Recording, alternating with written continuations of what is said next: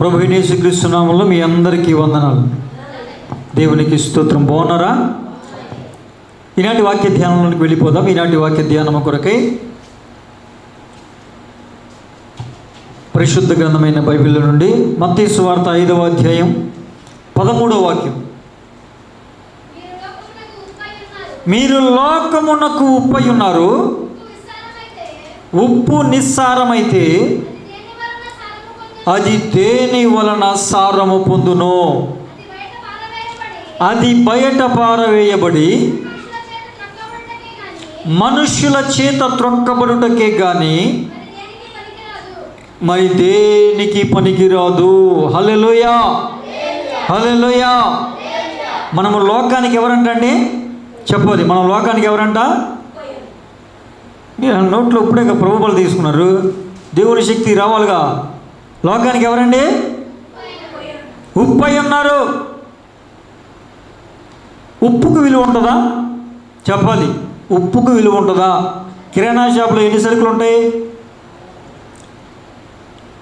చీపురు కూడా ఉంటుందిగా. రాత్రిపూట ఇంటికి వెళ్ళిపోయేటప్పుడు, షాప్ క్లోజ్ చేసి ఇంటికి వెళ్ళిపోయేటప్పుడు చీపురు గట్ట బయట ఉంచుతాడా, లోపల పెడతాడా? చెప్పాలి. మరి ఉప్పు బస్తాలు ఎన్ని బస్తాలు? ఎన్ని బస్తాలు అయినా షాపులో చూస్తాం అక్కడ 30-40 బస్తాలు, అటు 20 ఇటు 20 వేసి షాపులో అలా వదిలేసి వెళ్ళిపోతారు. కారణం ఏంటి? ధైర్యం. ఉప్పు ఎవడ పట్టుకెళ్ళడు, ఎందుకంటే అది విలువ లేనిదిగా ఎంచబడింది. దేవునికి స్తోత్రం. హల్లెలూయా. ఇప్పుడు మీరు లోకానికి ఎవరంట? బంగారం. మీరు లోకానికి ఎవరండి? వెండి. మీరు లోకానికి ఎవరండి? వజ్రం. మీరు లోకానికి ఎవరండి? చీపురు కట్ట. అరే, షాపులో అమ్మే వాళ్ళకి చీపురు కట్ట అయినా విలువ ఉంది, కానీ ఉప్పు అంటే విలువ లేదు కనుకనే బయట పెట్టేసి వెళ్ళిపోయారు. ఎందుకంటే చీపురు కట్ట పెడితే తీసుకెళ్ళిపోతారు, దొంగతనం చేసేస్తారు, కానీ ఉప్పును మాత్రం ఎవడు పట్టుకెళ్ళో. అంత విలువ లేనిదిగా, తృణీకరించబడినదిగా, దొంగోడు కూడా దొంగతనం చేయడానికి ఇష్టపడని ఒక వస్తువు ఉంటే ఏంటంటే అది చెప్పాలి, ఉప్పు. అందుకే ప్రభు అంటున్నాడు, మీరు లోకానికి ఉప్పు. మీరు దేనికి ఉప్పు అంట? లోకానికి ఉప్పు. అంటే ఇప్పుడు మనకు కూడా విలువ ఉంటుందా? చెప్పాలి. ఎవరైనా విలువిస్తారా? దొంగోడు అంటే మనుషులందరికీ విలువ ఉండదు. అలాంటి దొంగోడు కూడా విలువైన వస్తువు ఏదైనా ఉందంటే అది ఉప్పు. అలాగే అసలు ఈ లోకములో విలువ లేని వాళ్ళు కూడా మనకు విలువ ఇవ్వరు. ఎందుకంటే మనం ఈ లోకమునకు ఉప్పై ఉన్నాము. దేవునికి స్తోత్రం. హల్లెలూయా, హల్లెలూయా. కనుక నువ్వు ఎక్కువగా ఫీల్ అవ్వాల్సిన అవసరం లేదు. కారణం ఏంటి? నాకు విలువ ఉండదు, ఎందుకంటే నేను లోకానికి ఉప్పుని. దేవుడే చెప్పాడు. కనుక మనం వాళ్ళు విలువ ఇవ్వట్లా, వీళ్ళు గౌరవం ఇవ్వట్లా, వాళ్ళు అది ఇవ్వట్లా, ఇది ఇల్లు ఇవ్వట్లా, అవసరమే లేదు, అది రాదు. కానీ ఇంత విలువ లేనిదిగా ఉన్నటువంటి ఉప్పు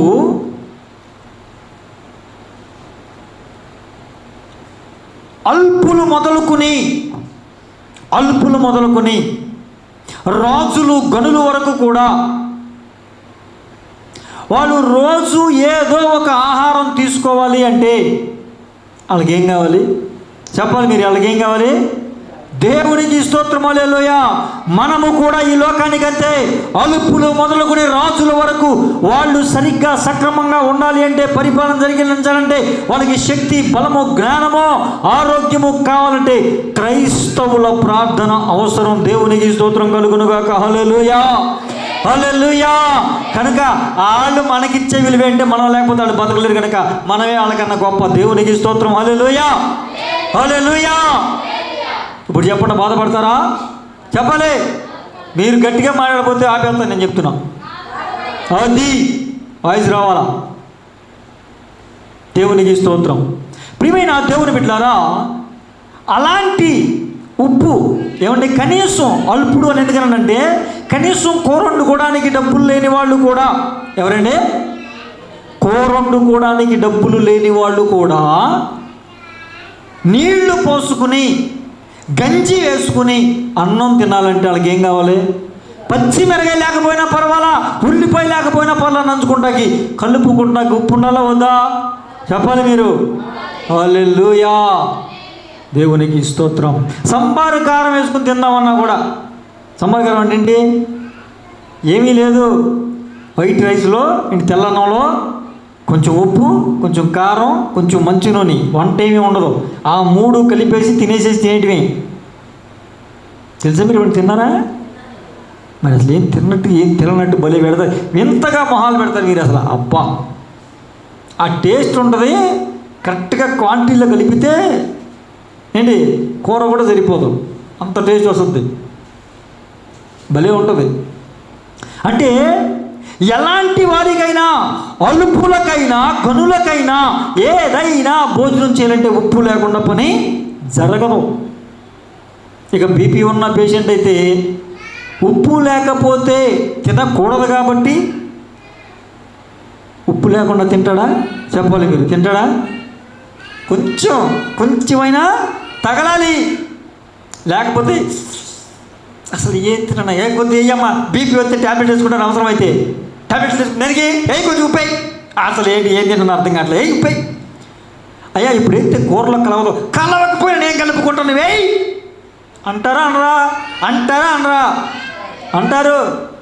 కారణం ఏంటంటే ఉప్పు లేకపోతే పని అవ్వదు. ఉప్పు లేకపోతే నాలుగుకి రుచి తెలియదు, ఏం తింటున్నామో కూడా అర్థం కాదు. తినేది గడ్డ కూర, తినేది పచ్చి పిచ్చకాయలా లేకపోతే ఏంటి మంచి ఆహారమా? వంకాయ కూర తింటున్నామో, దొండకాయ కూర తింటున్నామో, ఏం తింటున్నామో ఆ రుచి తెలవాలంటే ఏం కావాలా?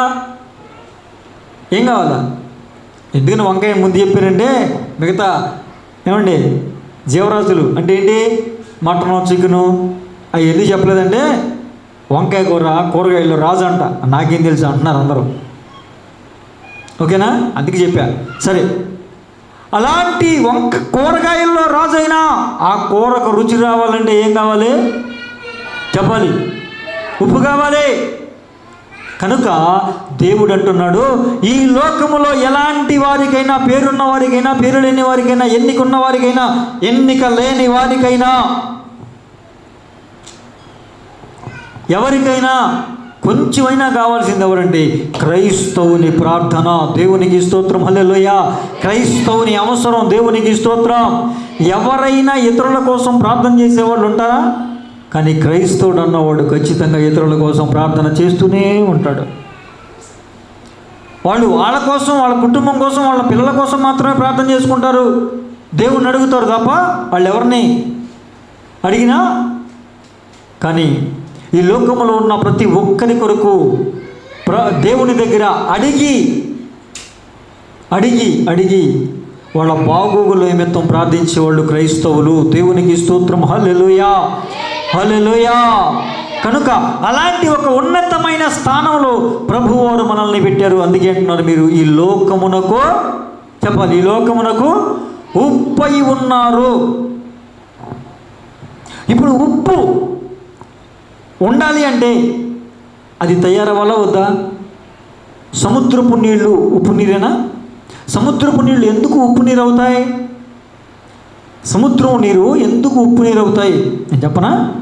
సముద్రంలో ఉన్న నీళ్లు ఎలా వస్తాయంటే నదుల ద్వారా, కాలవల ద్వారా, కొండల్లో పడినటువంటి వర్షాల ద్వారా ఆ రాతి మీద రాళ్ళు ఉంటాయిగా, ఆ రాతి మీద పారుకుంటూ అవి నదుల్లోకి వచ్చి, పిల్ల కాలువల్లో నుంచి నదుల్లోకి వచ్చి, నదుల్లో నుంచి నీళ్ళు ఎక్కడికి వెళ్తాయండి?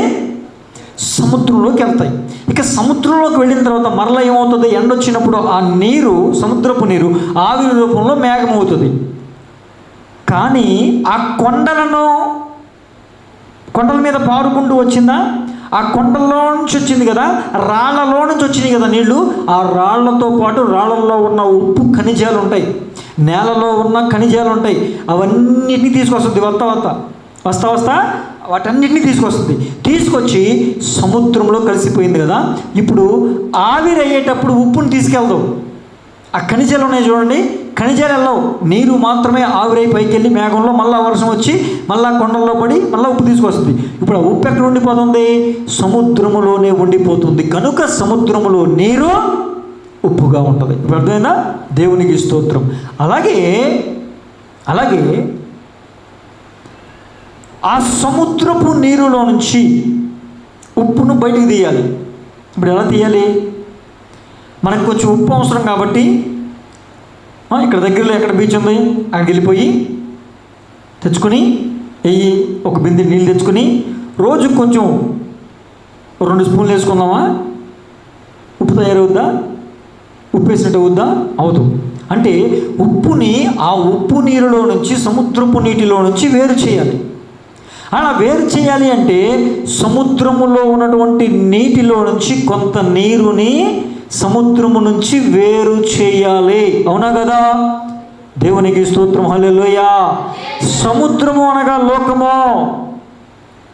ఆ లోకములో ఉన్నటువంటి ఉప్పు అయిన మనను లోకము అనే సముద్రము లేదా సముద్రం అనే లోకములో నుంచి వేరు చేయబడాలి. దేవునికి స్తోత్రం. హల్లెలూయా, హల్లెలూయా. అంటే వేరుబాటు జీవితం ఉండాలి. లోకములో నుంచి వేరుగా మనం బ్రతకగలగాలి, వేరైపోవాలి. ఆ నీరు వేరైన తర్వాత ఏం చేస్తారండి? ఒక మడి కడతారు. ఒక మడి తెలుసుగా మీకు? మళ్ళు అంటే తెలుసా? ఇప్పుడు ఇక్కడ మనం ఫ్లాట్లు అంటున్నాంగా, ఈ న్యూ జనరేషన్ వాళ్ళకి మళ్ళు తెలియదు, ప్లాట్లు తెలుసు. ఇప్పుడు ఈ ప్లాట్లు ఉన్నాయిగా, ఈ ప్లాట్లకి చుట్టూ నీళ్లు ఎటు వెళ్లకుండా చుట్టూ గట్టు కడతాం. ఈ నేలనే మట్టినే పారతో తీసి గట్టులాగా వేస్తాం. దీన్ని ఇప్పుడు ఏమంటాం? మడి అంటాం. మీకు అర్థమైంది? ఇప్పుడు దాన్ని మడి అంటాం. ఇప్పుడు ఆ సముద్రపులో నుంచి తీసుకొచ్చిన నీరుని ఒక మడిగా తయారు చేసి అటు ఇటు ఎటు పోకుండా అలా నిలవ ఉండేలాగా చేస్తారు. అలా చేయడానికి ఏమండి? నేలని ముందు సిద్ధపరుస్తారు. నేలను సిద్ధపరుస్తారు, దాన్ని తొక్కుతారు, తర్వాత నీళ్లు పోస్తారు, మళ్ళీ దాన్ని తొక్కుతారు. అలా తొక్కిన తర్వాత అది ఏమవుతుందండి? తొక్కిన తర్వాత చెప్పాలి. తొక్కిన తర్వాత ఉప్పు తయారవడం ప్రారంభిస్తుంది. మళ్ళా ఆ నీళ్ళల్లో నుంచి ఉప్పును ఏం చేస్తారు? ప్రత్యేకపరుస్తారు. ఆ ఉప్పును మరలా గ్రేడింగ్ చేస్తారు. ఆ గ్రేడింగ్ చేసిన తర్వాత మరలా మన దగ్గరికి ప్యాకెట్లు అయ్యి మన దగ్గరికి వస్తుంది, ప్యూరిఫై అయిన తర్వాత. అవునా కదా? కనుక మొట్టమొదటిగా ఉప్పుగా మనం ఉండాలి అంటే మొదటగా చేయవలసినటువంటి ప్రాసెస్ కొన్ని ఉంది. ఉప్పు లక్షణాలు చూద్దాం. ఉప్పు లక్షణాలు ఏంటంటే మొదటిగా వేరు చేయబడాలి. దేవునికి స్తోత్రం. హల్లెలూయా, హల్లెలూయా. సముద్రము నుంచి వేరుపరచబడటం. ఎక్కడి నుంచి అండి? సముద్రం నుంచి వేరుపరచబడాలంటే ఒక వేరుబాటు జీవితం ఉండాలి. అందుకే అపోస్తలుల కార్యాల గ్రంథం 2వ అధ్యాయం 40వ వచనంలో అంటారు, మూర్ఖులకు ఈ తరము వారికి వేరై మీరు జీవించాలి అంటాడు. ఏమంటాడండి? మూర్ఖులకు ఈ తరము వారికి వేరై మీరు జీవించాలి. మూర్ఖులంటే వంకరతనము కలిగిన వారు, తిన్నని మార్గం కలిగిన వారు కాదు, తిన్నని నడవడిక కలిగిన వారు కాదు, సరైన విధానాన్ని కలిగిన వారు కాదు, వక్రజనం. అలాంటి లోకములో ఉన్నటువంటి వంకర జనానికి వేరుబాటు జీవితాన్ని మనము కలిగి ఉండాలి. దేవునికి స్తోత్రం. హల్లెలూయా, హల్లెలూయా. ప్రియమైన దేవుని బిడ్డలారా, చాలామందికి ఏం మారుతాయో తెలుసా?